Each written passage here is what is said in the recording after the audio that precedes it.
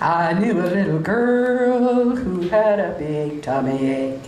So the doctor chopped out her appendix, and when her throat hurt, he snipped out her tonsils too. And she was fine, just fine. This little girl loved sweets, and when she grew up, her dentist said, "Your teeth are a disgrace. We need to pull them out and throw them away and start all over again." And so he did. And she did. And she was fine, just fine. And this little lady worried about her looks.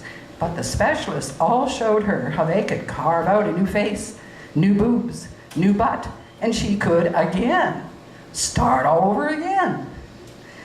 And she did. And she was fine, just fine. And this worry habit burned holes in her guts. And the doctor said, "It's time to chop out your nasty inflamed bits. No worries though, we'll attach a lovely new opening onto your belly. And you can poop wherever and whenever you want." And he did. And she did. And she's fine, just fine. Now worry and belly bags somehow led my lady to overeat. No problem though. The doctor stuck that liposuction wand into every mound he could. He pushed, he pulled, he rotated, he squeezed. And it was like carving Helen of Troy out of a lump of soap. But she was fine, just fine. My lady friend was not shallow. She cared about stuff. Like, was she a good person? And did her soul have an ego? Did her ego have a soul?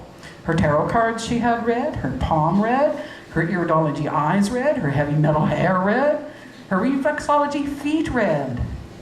She was a lot poorer, but she was fine, just fine. My lady friend learned to take her soul and place it in the center of the crystal healing circle. And there it would be studied and analyzed by like-minded believers and mystics. Everyone would help assist her soul to develop a conscience. And she was fine, just fine. There were more surgeries, snips and snaps, a cancer rampage that stole a leg, some lung, a little bit of bone. She seemed fine. And my lady friend eventually met her end.